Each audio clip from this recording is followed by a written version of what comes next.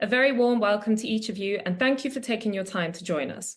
In this series, we interview management school alumni who are shaking things up and doing things differently in a given profession or sector. Today, we are joined by one of our fantastic alumni who is certainly doing that, Dr. Katherine Gunderson, who I'll introduce shortly. But before doing so, just some housekeeping of the order of events for today's webinar. The session is being recorded, so please keep your microphones muted. We're first going to run through some questions between myself and Katherine before passing over to the audience for Q&A. Please use the chat function to pose your questions, and if you could say where you're coming from, that would be great. So without further delay, join me in welcoming today's speaker, Dr. Katherine Gunderson. Katherine is the founder and CEO of the UK's first property technology B Corp, Grand Bequest, which is leading the way for empty building reactivation as a vital solution for our largest social and environmental goals. Grand Bequest recently won Green Startup of the Year from the Startup Awards and has won both the Environmental and Social Impact Awards from the UK Prop Tech Association, and has done so 2 years in a row, no less. Katherine is equally impressive as a company, having recently won Scotland's Female Founder of the Year in 2023 and had the honour of acting as a UK Trade Mission Delegate from New York City FinTech Week in April 2024. So, Katherine, to hand over to you, it would be great if you could start us off with telling us a bit more detail about Grand Bequest and all the great things that you're doing. Sure. I love those bios. They just make you feel so uncomfortable sometimes. But hi, everybody. I really appreciate everybody taking their time to join us and to learn a little bit more about our journey at Grand Bequest and how we're still surviving after founding days before COVID. So Grand Bequest, to give a quick bio on our background, we are a property technology company. And what that really means is we are trying to innovate in the built environment in all of the areas that we all work, live, and play. That area, in my opinion, is really overdue for some disruption and overdue for some use of new cutting edge approaches and new technology. So my background is actually in supply chain and business. So the DBA was actually the beginning of the Grand Bequest idea. And with my research that I did at Liverpool, that was kind of how I got started with Grand Bequest. I took that research and actually built the company around it. So it was definitely a very connected experience from the startup lifestyle and the DBA itself. But again, so what Grand Bequest is doing, what we are focused on is helping get empty buildings back into use. So it's really about trying to understand this new circular regenerative approach that all of us really want to see start coming to life in our local, regional, and national approaches to our buildings. So that's really where Grand Bequest is focused, and we are kind of becoming known in the sector as, the empty buildings team. So anything about an empty building, whether it's technology related, like sending out drones and doing all sorts of really cool stuff with AI and things like that, or if it goes all the way the other way, where it's things like funding these projects and working with policy and working with government about how do we fund these empty buildings, is one of the things that we're working on right now. And then also community engagement work. So working with local communities and making sure that they're comfortable with these buildings being put back into use and that their voices are being heard in the process, and all of the things that we really want to see come together with our local communities. So it's a big mission to kind of get this broken supply chain and this broken sector kind of reinvigorated and kind of realigned to more sustainable approaches if we can. So that's really what we're trying to do. Yeah, that's great. So it's great to hear that the DBA that you did at the University of Liverpool Management School led to this, but it's quite a niche idea, right? Taking empty buildings and putting them back to use. So where did that idea come from? Yeah. So the American accent is obviously very difficult to hide. So obviously I'm American. So when I was studying at Liverpool, I was living in Detroit, Michigan at that time. And Detroit had actually just gone through the biggest bankruptcy in US history. So we had thousands of empty buildings, similar to the way that it is here in Scotland and Glasgow and other rural communities, that we just were seeing these buildings being set on fire, being sold by the government for £1. It was just things like that where you're looking at it as a business student going, this is broken. This is urban core real estate. This is wrong. Something is really not working the way it's supposed to. So that's where the idea came from, is starting to think about, why isn't the market fixing itself? Why are we not using these houses when we have so many homeless people and a housing crisis? So it's just from a logical outsider's perspective going, something's just not right here. And so that's kind of where the idea started. And then I came to Scotland on a random girls' weekend while I was studying, as part of kind of being here for work in the UK. And my friend and I were up here, and I called my husband and was just like, yeah, Scotland's amazing. We're gonna move here. And he just laughed and he was just like, I've never been there. And I was like, it'll be a perfect place for Grand Bequest to kind of be alive, because it's such a great place to kind of learn local, regional, and national dynamics. And because there's such a 2 degrees of separation to basically anybody that you need here in the UK that we don't have at the same scale in the US. So it's kind of the perfect place to innovate and perfect place to kind of learn, especially when you're trying to get empty buildings back into use. So that's why Scotland kind of became the next step in the journey of kind of bringing Grand Bequest to life. So it's been a wild journey from that point. That's really great. I love that a girls' weekend led to such a success. Yeah, definitely life choices always kind of put you on a new path sometimes. You never know which one it's going to be. Yeah, definitely. Okay, so Grand Bequest is obviously doing some great things, some of those that you noted there, but can you expand firstly on how you see your company as being different? So why is it a game changer in your field? So we'll first talk about Grand Bequest as a game changer, and then perhaps if you could also reflect on what makes you a game changer as a founder. Right. So Grand Bequest, the reason that we're kind of getting as much attention as we are at this point is because, again, the American in me, and I feel like people that have American upbringing, we don't really recognize how kind of unique our positive, bold, go big, because why the hell would you go any other way, attitude is different. We're just a different type of culture. And so coming to the UK, that was kind of the first thing that it was kind of a culture shock, a kind of a culture clash in my approach being supply chain driven and scale driven, because my background is, if you have a problem in the market where you've got things that really should be getting done that are just too expensive to work, well, it's just economies of scale and supply chain that need to rebalance a bit. So when I started looking at it, I was like, we do this around the world all the time in manufacturing, automotive, transport. We understand how to move people and make them collaborate. And so we need to kind of look at this sector and kind of approach it that way. So I think that was kind of the first indication to me that we were onto something unique, and we were kind of challenging the status quo and just kind of questioning the simple things like, why are we demolishing a building every 10 minutes in the UK? Wow. Anybody else not want to do that anymore? Just kind of as an outsider going, in Scotland here, it's the #1 cause of waste. It's 52% of our national waste. Anybody want to stop doing that? So it definitely, we started just kind of questioning why. And then when the answers came back with, it's the way we've always done it, how long's a piece of string, you're boiling the, when you get those answers, especially in the early days where you're a newcomer to the country, you're not sure if your idea is going to work because it's a disruptive idea, so you do have to kind of go into it with this mentality of, I'm still going to make this work. I'm going to go up against the status quo. Fine. Like, somebody's got to do it, so I think that was kind of where the mindset shift to kind of just go bold, go for it, screw it, kind of what broke us out and allowed us to kind of get as much attention as we're getting. No, that's great. Okay. And then yourself, how do you conceive yourself as being a game changer in this field? Again, I do think it's my approach, the way that I'm looking at this sector. So when we founded in February 26th of 2020, and COVID hit March 8th. So it was definitely a trial by fire to kind of get started at that point. So it worked out, obviously, for the best at the end for the business, because we survived, we're still here, but we used that time of COVID to really just understand the market, to just talk to local communities, talk to conservation groups, talk to planners, talk to developers, and just really try to understand what the biggest breaks in the market were. So I think my dedication to just genuinely trying to find what are the few laser focused just adaptions that we can make to kind of unlock this supply chain. I'm trying to find the simplest path through, because what we've got today is just so broken. It just needs to be thrown away and started over.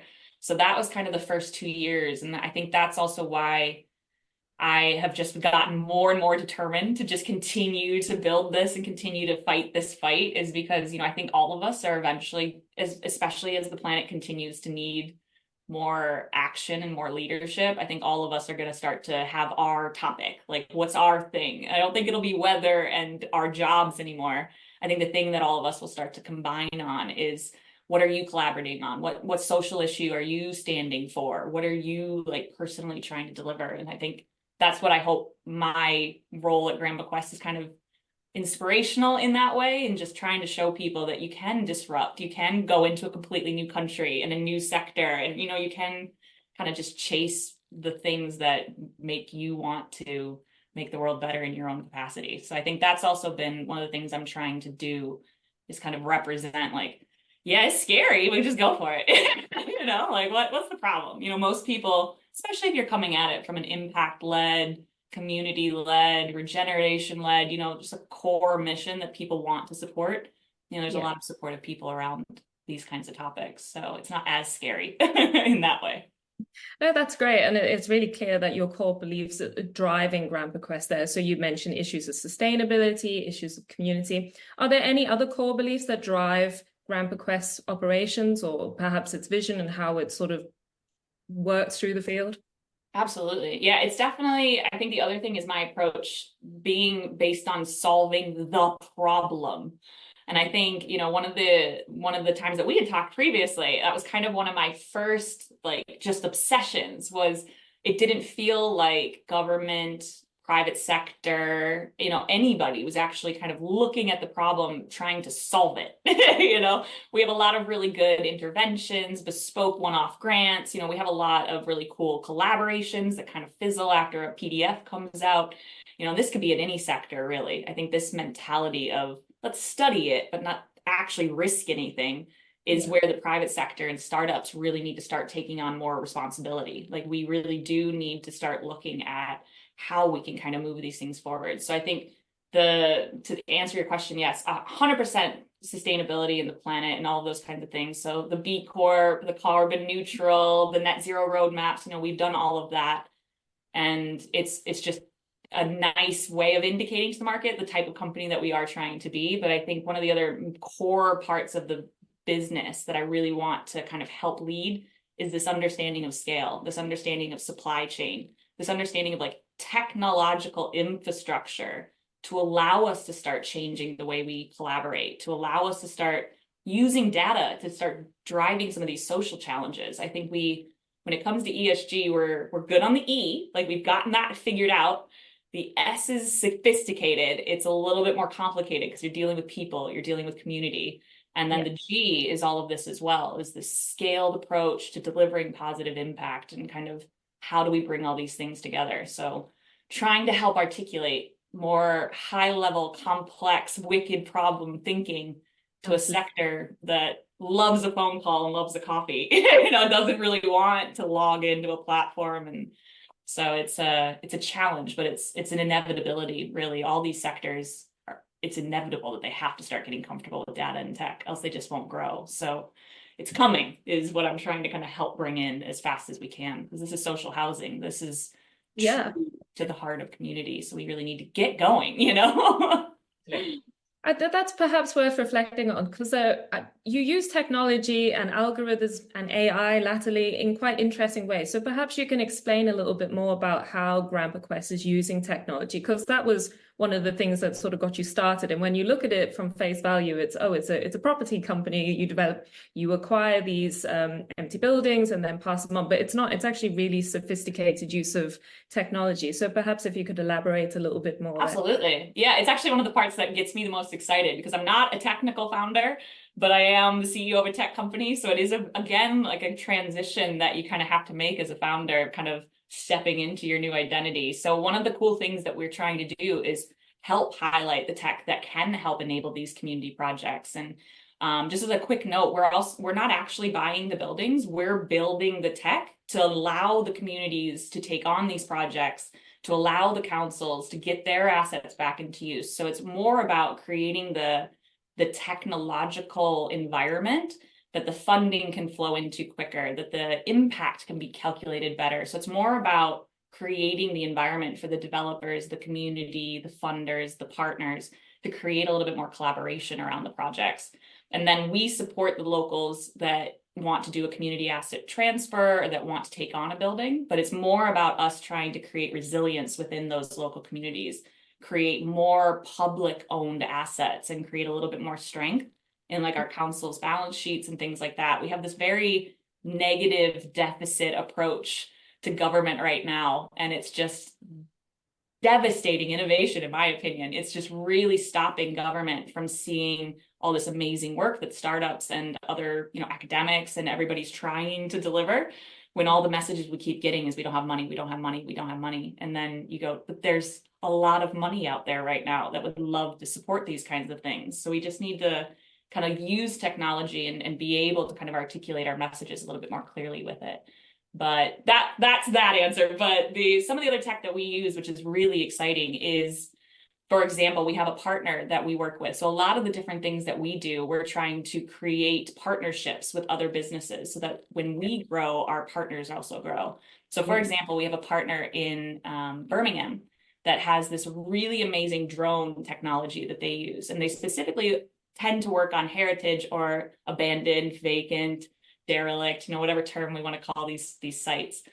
So they have this really amazing drone functionality that can measure these buildings down to a millimeter measurement accuracy. And we can take those files and send them to our other partner in Belfast that has this amazing platform that they've built that assesses the buildings, their integrity, their structural integrity. So they're able to then report to us without ever seeing this building, which parts of the building can be used, which need to be demolished, which, kind of need some interventions. So again, this idea that we don't need to keep sending humans out with literal tape measure. We can use tech, we can use things that lower the cost of us going out to these sites repetitively, that lower the carbon of all these different teams having to go out there, creates one central source of truth for all the different teams to work from when they use this kind of data. You can just see how much faster, more efficient, and more accurate the process would be if we just started introducing these teams to these kinds of skills and these kinds of tools.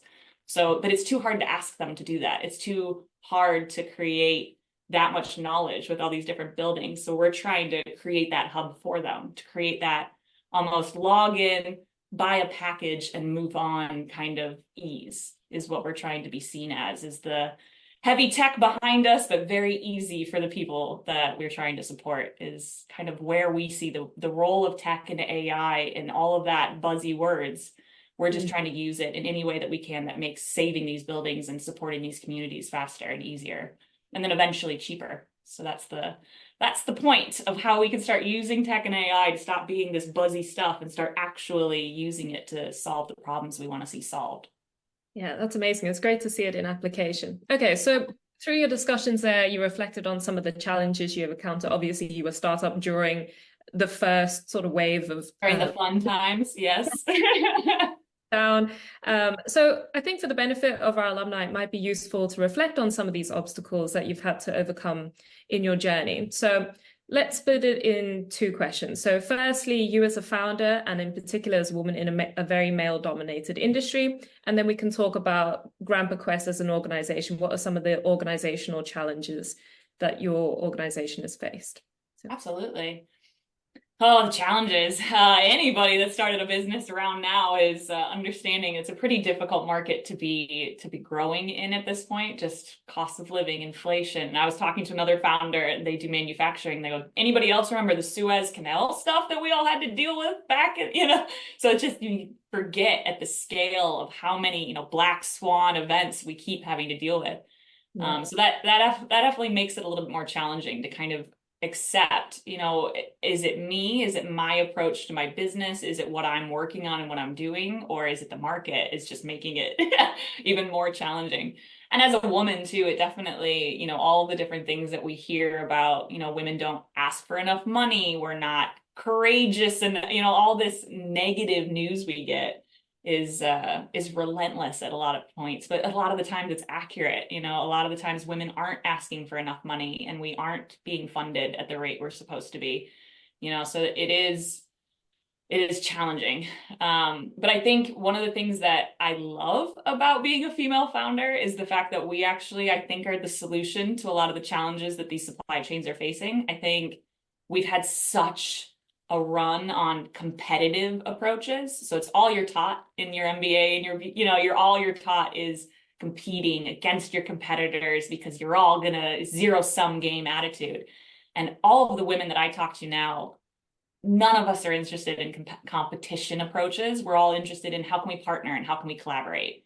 Because all of us know like the problems that most of us are trying to solve tend to be around community, around social, around science, around, things that are normally related to home and, the stuff that's kind of missing today in a lot of our larger institutions. So I think female voices and diverse voices and immigrant voices and things like that, I think if we flipped the game a bit more and we had more of those voices getting funded and getting attention, then I think a lot of these social problems would start to see real action and real movement. But I think that's a transition that's still happening right now. And I think it's the right time to be trying to be a female founder in the history of, business, but it's still very challenging. I mean, I think the numbers, women get 1.8% of all VC funding globally, and that's statistically impossible to beat against, so you're definitely, especially when you look at the statistics for Black female founders, it's practically null. Like they hit a genuine ceiling where funding evaporates. So I think we have a lot of systemic issues that way that make being a female founder just unnecessarily challenging. But yeah, so I think the other things that really definitely helped with the female approach as well is just being more transparent. I think a lot of male founders are much better at holding things back or inflating things, and I am definitely the opposite.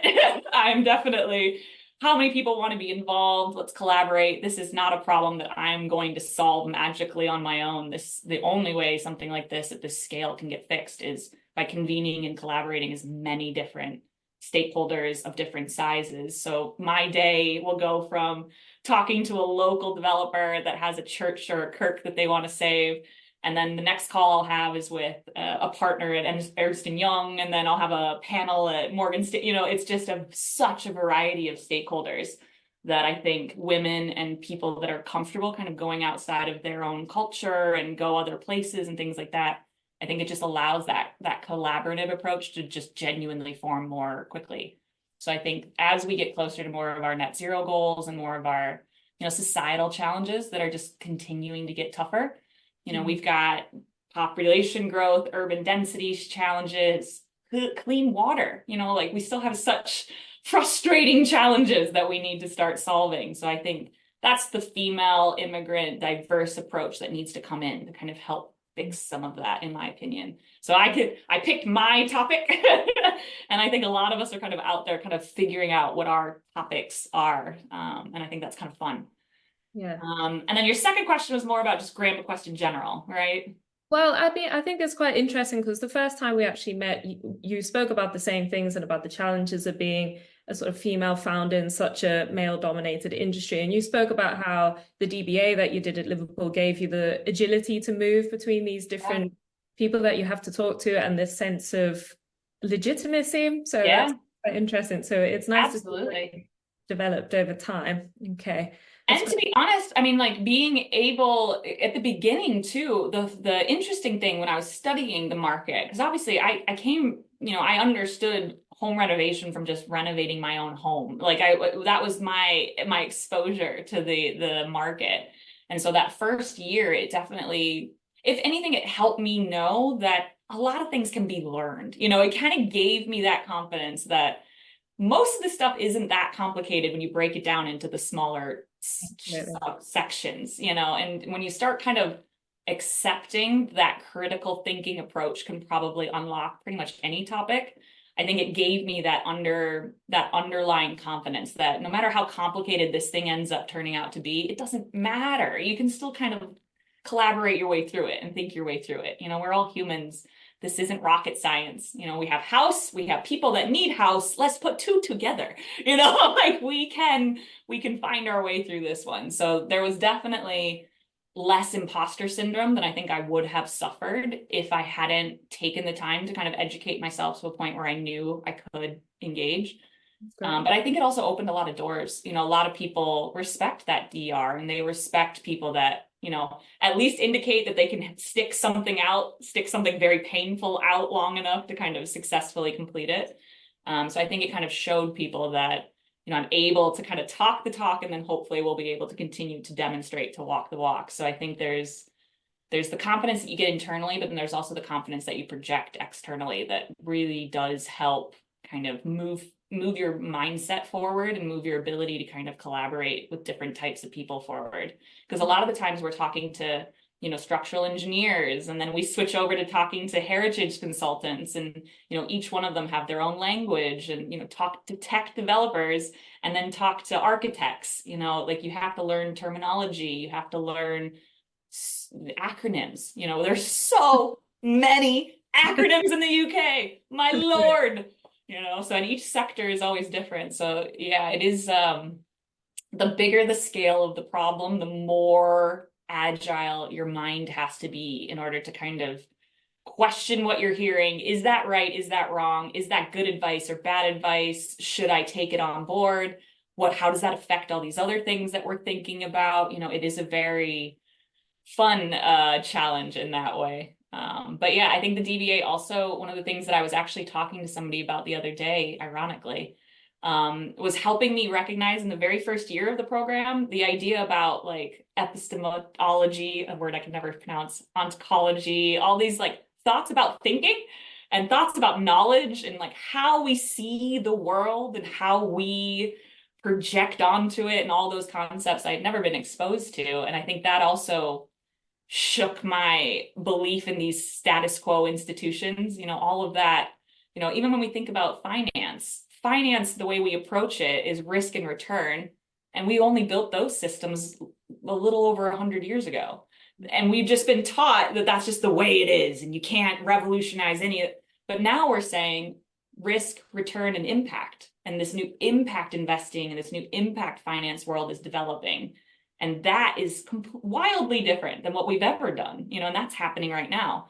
So I think it's really exciting to be able to be in a world that's literally re-gearing itself to kind of save itself, you know. So the ability to kind of be very collaborative, be very agile, be very aware that a lot of the things I think are probably wrong and out of date and need to keep continuously being updated because everything's changing so rapidly, you know, that agility is probably the right word for it, is definitely kind of what you get from those higher level educational conversations. So it's a skill set to have when you're trying to navigate these kinds of crazy, wicked problems. Yeah, it's great to hear that your time at Liverpool continues to have an impact in your practice. Okay, so let's think a little bit to the future. So what does Grand Bequest's future look like? What do you hope to achieve? Oh, we got some fun stuff. So this is what's funny, is most of the people that work with me know, like, there's always something going on. So like you mentioned, we returned from the UK trade mission to New York, and that was all about funding regeneration. So that's kind of my new focus. So we are definitely still a property technology company, supporting the local communities, supporting the empty building data gathering, the drones, all the fun stuff. So we're still doing all of that. But now what I'm personally working on is more of this approach to funding. So what partners do we need? How are we going to move the scale of funding into the problem that we need? So we've been, for the past probably, 4 or 5 months now, we've been working specifically with Glasgow Council and Scottish Government about coming together and pulling together a task force or a prototype or a demonstration of how can we get these empty buildings back into use faster. And because today, on average, it takes about 9 years to get a protected building back into use. And my American impatience is just like, that is not working. Like, we need to fix that. It's just taking way too long. It's way too inefficient. So what we're working on right now, our first phase, because again, acronyms, is the GREAT project, or the Glasgow Regeneration Emergency Action Task Force. And so that's going to be a £300 million impact bond to allow us to start funding some of these developers, these local communities, these local charities, and really start creating more of a viable pipeline for these projects, other than lining up for national lottery grants or lining up for small pockets of grant funding. It's just not scaled enough to solve the problem. So that's really where we're excitedly focusing for the next couple of quarters, is unlocking that impact investment, that pension level, institutional level funding that desperately wants to see more housing deployed and desperately wants to put their money into good projects that deliver not only a return, but also positive impact. That's the channel that we're now focusing on developing for the supply chain. That sounds amazing. Wow. It's fun. Yeah, it's definitely, again, the American in me goes, yeah, 300 million. Like that'll be spent in a minute. And so here in the UK, it took a while for people to get on board with the scale of the numbers that I'm just coming from the States. We're just used to talking in bigger numbers. I don't know if that's anecdotal or not, but coming here, it's definitely smaller, more risk averse. Don't go so big. You might not work, And I'm like, we got to try. Like, we have nothing else to lose other than our buildings and houses for people. Like, we need to get over this fear and get bigger and get going. So that's what we're trying to kind of focus on now. Okay. Well, that I guess would sort of be a short to medium term, and then long term. Where do you see Grand Bequest? Yeah. Well, we're meant to help every empty building. So the idea is that we're using Scotland as our kind of sandbox because of those degrees of separation, and trying to really focus on, how the mechanisms will all work. What documents do people sign? How is the funding deploy? All those kinds of things. So as we're working on that, we're also talking to the Welsh government is actually very eager. They were actually one of the first people to pay an invoice to Grand Bequest, was the Welsh government. So always love them. And then we'll be working into Ireland and Northern Ireland and England as well. So next year is about kind of growing our data sets and growing our relationships with more of local and national level government in all those other communities. And then obviously taking this accent back to the States, try to pull some more money out of it for the UK. And then we'll start looking at our international expansion, because this problem is so global. When you start looking at it, I jokingly tell people they're infected now, because you start to see them everywhere. All of our town's halls and our, cute little retail units with flats above it that are empty. You just start to look around and go, how wasteful we're being and how many opportunities that is. So yeah, we got to keep growing and get fast and big as fast as we can, because we got a lot of people from Italy and Japan, and I'm like, guys, we're a startup. We're doing the best we can. We'll get there as quickly as we can. But I mean, I think that's testament to how great a problem is, because I don't think there's any country, particularly in the West, that isn't having an issue with housing. There's such a shortage of stock, but then your company is saying, well, there isn't a shortage of stock. We just need to think differently about these buildings. So that's really great.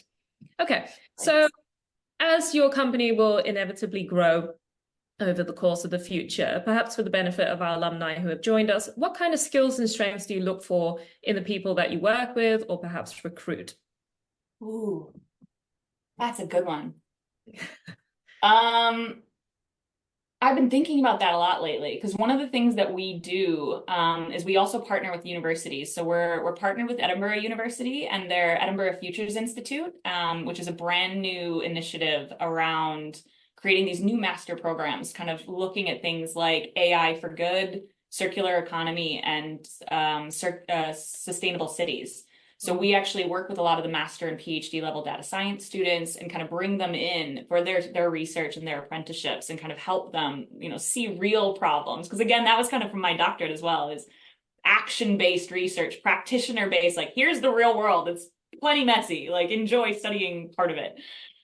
So that's one of the things that we're really focused on right now. So I've been spending a lot of time kind of working with the different university partners and trying to understand, what skills do these students really need to have? What can I do to kind of help create that bridge between, studying something, come to Grand Bequest and research the real world, and then move to your next opportunity. And I think one of the things that I've found is, well, two. The first thing is the creative approach. So being able to just be adaptable to new ideas. Students are fantastic for that. Immigrants are fantastic for that. We don't know what everybody else assumes is accurate, so it brings a lot of really creative, challenging, simple questions that open up other Pandora boxes of questions. So the first thing is always going to be the ability to have creative thoughts and creative thinking and critical thinking, and being able to kind of problem solve on your own, especially because we are a remote team. We hybrid in a way that we still have quarterly team meetings where we all come together and we review, the quarter, how it went, we plan for the next quarter, and then we also do an annual team meeting. But other than that, we have one weekly meeting on a Monday morning for an hour and a half, and then everybody's kind of let to their own needs and lifestyle. And if they have a dentist appointment at 2, I could not care less. Like, I don't want to know, do your job and work through that. So the first thing is being able to be creative and kind of problem solve on your own and not need somebody to handhold you too much. But it's also, the second thing would be the ability to kind of hold yourself accountable, self-awareness, being able to be an independent self-starter. I think that's something that is always a challenging thing, but even in this new working environment where, collaborating in an office, that water cooler chat, that knowledge transfer is much more challenging. So that's one of the other things that we're always kind of trying to figure out how we can support those skills being developed more as people are kind of working with us before they move to another area. So yeah, creative thoughts and self-starting, it's just that tough mindset that you kind of need to have in order to operate in an environment like this. It is a very negative environment. It's a very, we lose buildings to demolition, we lose them to arson, we lose community members to, just life. And so it is one of those things where you have to kind of be tough enough to want to see it through, because it is a big problem. Yeah, definitely aware of that. So just before we head on to the audience Q&A, so please pop your questions in the chat. So I think bringing things to a close, when you reflect on your journey, is there anything you had done differently and why? I would not have founded right before COVID. No. What would I have done differently? Or perhaps a piece of parting advice that you would give yourself? Oh God, it's such a good question. Honestly, I think I did everything the way I was meant to do it. So I'm definitely one of those people. It's just, life, the way it's meant to work out, it's meant to work out, and the lessons that you learn, So I think one of the things that I probably could always continue to improve upon is I definitely have ADHD, and I didn't really understand that until I started this journey. I think a lot of founders find their neurodivergence through the founding of a business because a lot of the mechanisms and support systems that you build yourself just kind of collapse, because there's just, eventually you hit a workload point where you just can't do more. Yeah. And I think that having that knowledge about myself now and being kind of more self-aware about this different supports that I need and the ability to kind of accept my limitations as a CEO and as somebody that's kind of in a market that's very unstable and very, very controversial in times too, where, social housing gets a lot of, tax evasion, planning, we can get very distracted with a lot of different topics. So I think one of the things that I'm glad that I'm learning about myself and kind of working out throughout this process, and something that I think other people, if they can learn it about themselves earlier than kind of in the middle of a pandemic and in the middle of trying to start a company, I think being aware of like the way that your unique brain works, I think we're still learning that. And I think we're still kind of growing as a society around all these uniquenesses that we all do have. And so I think that's definitely one of the things that might have helped me in the early days a little bit more, is like recognizing hormonal and vitamins and the way that our brains operate, and stress and cortisol and all that kind of stuff. I think we just aren't taught that like we should be. So we kind of go into these major commitments and these major projects not recognizing our own human limitations. So I think that's a classic founder problem. I think all of us kind of have to go through that journey of finding our limits, kind of burning out, if that's the wrong word for it, but kind of hitting that point and going, oh, okay, so that's the limit. So now I need to build systems to not hit that limit again. So yeah, that's probably the discipline to create systems so that you can be as productive and collaborative as possible is something that we're still kind of figuring out, Yeah, I think that's great advice, being sort of not only just aware of your limitations, but also accepting them and then adapting. Yeah. Because it's also my superpower. Like, I genuinely believe, like, I'm like, oh, that's why I can see an entire supply chain in my brain, like, that's why when I just think it's so obvious, like, what, of course we should just do it this way. That's the way that my brain kind of creates connections and things like that. So I think it's exciting. Like, I love meeting people now and being like, you seem like you might have ADHD. Are you? Because we could talk. And it's just, it allows me to kind of be more authentic and more transparent. And it just brings more fun to the whole thing too, to just kind of learn about our own limitations, but also learn about our own strengths. I think it's a skill that I can jump to so many different topics with so much interest and kind of keep it all programmed in some way. So yeah, I think all of us just need to find our topics, understand the way our brains and our systems and our supports need to work, and then just throw ourselves into it as much as we can, because these next 3 decades are going to be pretty intense. So all of us need to do what we can, I guess, and just see how far we can get. Yeah, absolutely. Right. Great advice. Okay, so we've got some questions through, which is great to see. So thank you. Great. Love the questions. If anybody has questions, it doesn't matter, big or small, please. Those are my favorite. Okay, so the first question we have is from Susan Wallace. She says, how does this all pull together? For example, is this software and also obtaining buildings or solely facilitating?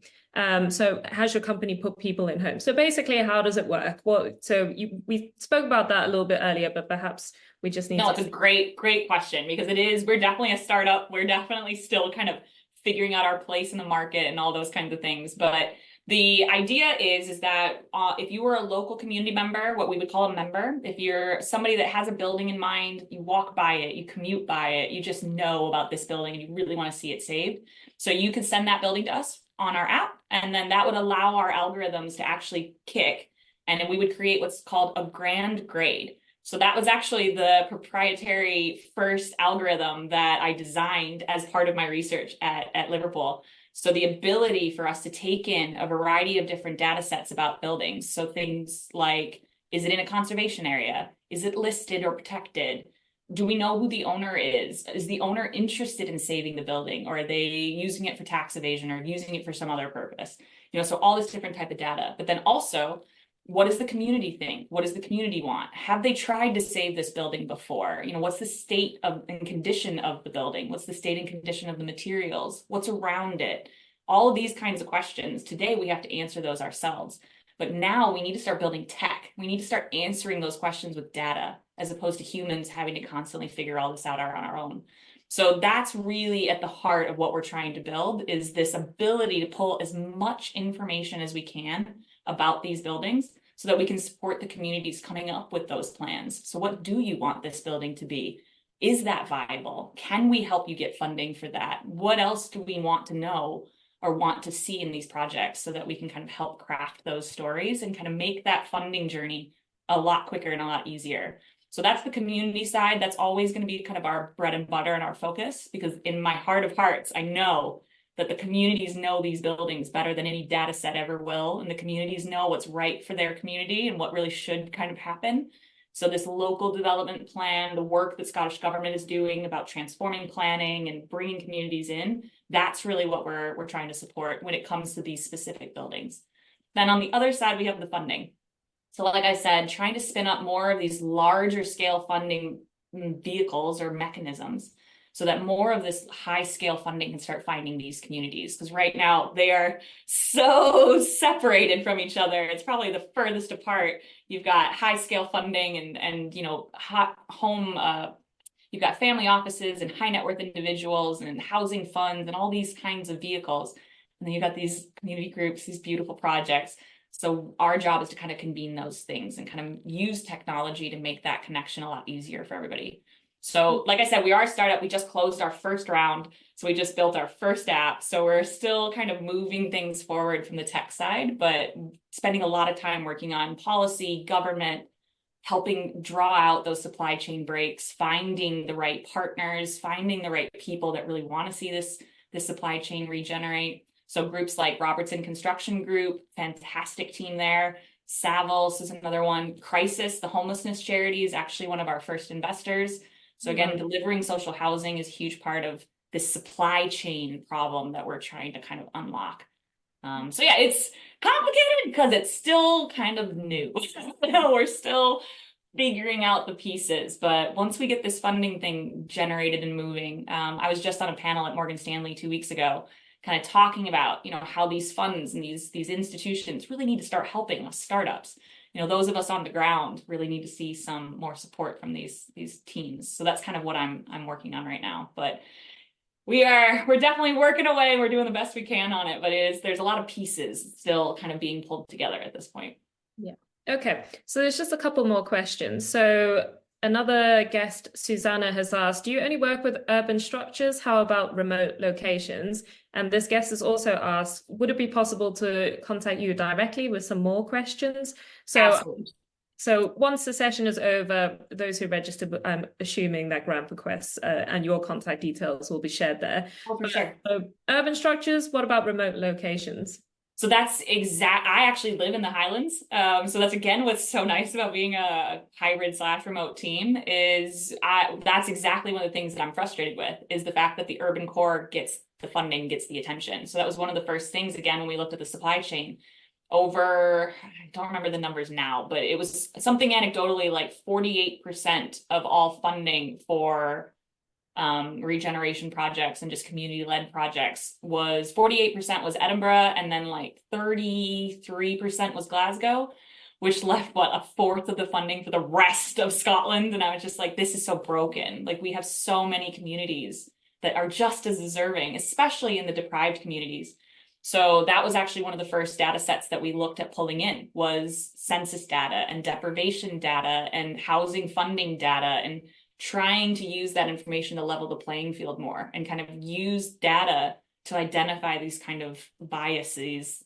And a lot of that is due to capacity as well, is the ability for these communities to come together, create an investable plan for a multi-million-pound development project. That is a difficult ask in a lot of cases, especially in rural communities where it's harder to pull people together and things like that. So 100%, we are focusing on all buildings in all communities, because again, that's what the data approach is so good for, is we don't have to be exclusive. What we're prioritizing right now are social and affordable housing projects, but they can be anywhere, because again, the funding side wants to diversify, wants to be safe, wants to kind of deliver impact in as many different ways as they can. So the rural projects, the Highlands and Islands projects, we were speaking with Orkney Council and learning about the obscene amount of money that you have to spend if you're trying to develop in the islands. It's almost double the budgets. So all of those supply chain and funding infrastructure is kind of more of what we're trying to tackle and kind of trying to look at. But yeah. Right. All right. So we have Madison has asked, and then we'll have one more question after this one, and then we have to close. So Madison asked, what is your favorite project which your company has helped bring back into use so far? My favorite project at the moment is, it's called Balloch Castle, and it's on Loch Lomond. And I always say it so badly with my accent, so people are probably snickering. I tried really hard, I really do. So that project is actually a dual council project that we're leading and kicking off right now with Glasgow City Council, who own the actual asset, and West and Bartonshire Council, who are leasing it. So again, makes it very tricky for the local community groups and all the different approvals. Every single one of these projects has some uniqueness to it that, again, if Grand Bequest can kind of be that quicker. So for that project, we have a protected A-listed, or the highest protection category, castle on Loch Lomond with 130 acres of public park. And it's just vacant. We're not using it. It's a public loo. I'm just like, what are we doing? This is such a beautiful asset for the locals. So that's a multi-phase project that we're developing with their team right now. And the first phase of the project is to redesign the North Lodge on the property that's also vacant. And we're converting that into a hospice for a local charity called Chaz, which is the Children's Hospice of Scotland. And they want to use the North Lodge as housing for parents that are nearby their sick children in the hospital. So those are the kinds of ideas where I'm like, absolutely, let's go find you funding. Let's get this moving. Like that's what we're trying to do, is take these amazing ideas, take these beautiful assets, and then go figure out what's stopping those projects from coming to life. So that one I'm working on dedicatedly with the local community group that we've helped with, getting their charity set up and getting things moving for them. So that's a really good case study of the size of the projects that these communities are trying to tackle, the complexities with the council that they're trying to navigate, and then eventually the funding environment that they need to articulate too. So that project is going to be beautiful, especially because of the location and because of the opportunities of it. So come on out to Loch Lomond. We'll show you guys around and we'll get as many people involved as we can. So again, that was why we built our app, was to allow people to report buildings to us, drop a pin, snap a photo. That easy. It takes less than 60 seconds. And then that kicks off the process. So we're definitely trying to make it as easy, engaging, and kind of fun as we can, because this process is so miserable today that anything we can do to kind of make it easier and more engaging is what we're trying to do. But yeah, we've got about 200 buildings loaded on our app right now, just as anecdotal kind of example information to a lot of these investor conversations we're having. But we've graded probably over about 6,000 buildings right now, just to again prove out the algorithms and all the details. And then we've got about 1 million empty buildings in the UK. So that's kind of the scale that we're shooting for right now before we kind of expand out. Yeah, that's amazing. Wow, really great to hear. Okay, the next question is from Andrea. So they also make a comment about how people left Europe due to their adventurous spirit in 1492. So talking about Americans being generally a bit more entrepreneurial and give it a go. Yeah, I love that. But they have a really good question, which is, do you have any advice, any knockout arguments you use to convince potential stakeholders of your visions? So how do you convince people, Katherine? Such a good question. It's a really good question. The best thing that I've started recognizing is analogies. People love a good analogy because it just allows their brain to process power down and they can understand that. So if they can understand that, well, then I should probably be able to understand this. So perfect example I've started using recently, because now we're switching into this investor world. So learning their world, learning their analogies, learning what they want to hear. So when I was on the panel a few months ago, I just found myself saying, we need to start looking at supply chain and thinking about economies of scale. And I just assumed that everybody knew what economies of scale means, at its core, like what that concept was. And I recognized that this audience was like, what the hell is this lady talking about? So I found myself saying, well, think about solar panels.